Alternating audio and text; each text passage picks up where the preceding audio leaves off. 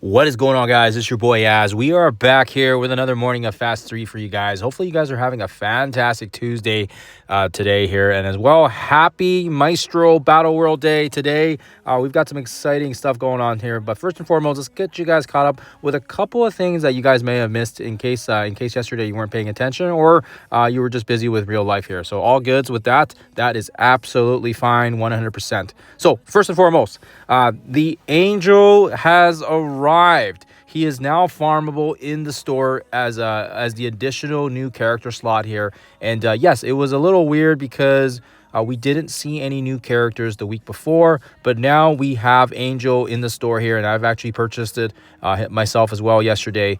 Of course, as well, like I said, it's nice that we can kind of see that he is available, despite the fact that they did say on the blog that he was going to be a pass exclusive character. So hopefully they've gone, they've loosened a little bit of their grip on that. And of course, as well, will be interesting to see here how they will give access to his red stars as well here. And of course, as well, now I'm even more curious as well with regards to the week after, because then it should be Morph, if I'm not mistaken, going into the 3-week rotation. And of course, as well, joining in another character slot here. I don't know if it's going to be next week or the week after, but obviously there's some variances with the fact that they said it's a minimum of 3 weeks. But nonetheless, a win is a win here, guys. And we've got Angel in the store, so make sure you guys are buying him. And on top of that as well, because he is now officially in that rotation, what that means now is High Evolutionary is now a permanent slot.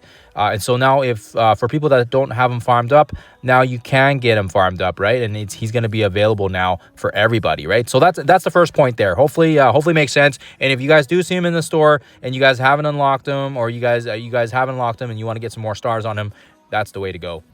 Second point is the arrival of a new strike pass. This is going to be the Shadow Conclaive strike pass that you guys will see here. Shards for both, basically all the members, right? And I do feel like moving forward here, this team is going to be very important. We've already basically seen instances where they're required to be usable in the Scourges, the Surfer Breaker Scourges, as well as being able to use them in the War Tower as well. So depending on whatever tower they may bring next, whether it's the return of another War Tower or it's some sort of tower that involves them in some shape or form, it will be a definitely good idea to get them unlocked and hopefully, stash some resources aside as well here in terms of, just making sure that you're ready to pivot when it does arrive that you need to use them, right? Like I said already, we've already seen use out of them, out of the War Tower, and of course as well on the ongoing Surfer Breaker Scourge that's currently in game. So make sure you guys are working on that pass. Make sure you guys are getting those shards when they go into the store as well here.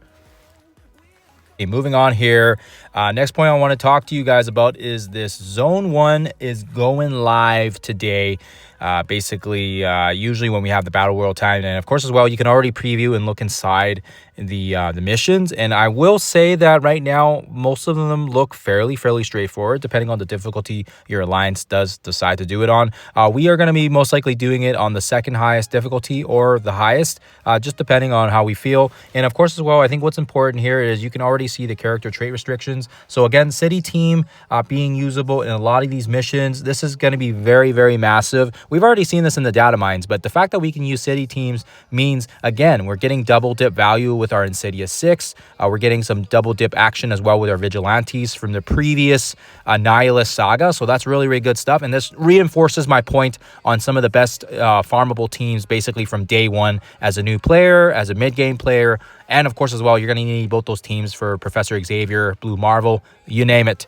Of course, as well, on the mini boss, this one is interesting as well because you can already see here that there's going to be some awardable ions and those, I think these are the tokens, right, that they're talking about. I can't click on them, but you can have a look at it in game if you want. And I think what is also important here is these bonus missions. They're going to be an important source here moving forward for purple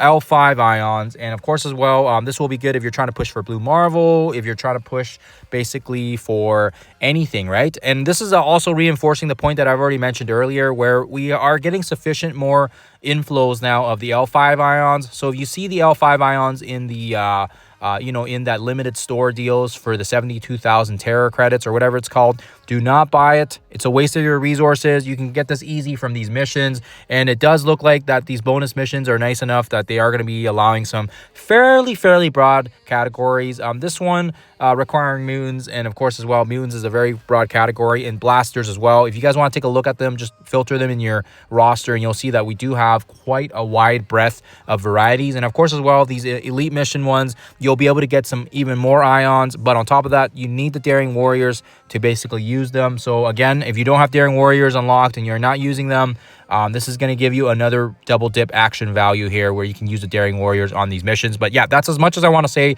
about this one. Again, it's going live today. Get ready for it. It should be fun. I'm always looking forward to new content, and I think it will make a lot of sense when we see it in action, and it's going to give us a good source of steady supplies of L5 ions moving forward here, and maybe eventually in the future G21s or G20s, right? Hopefully, fingers crossed.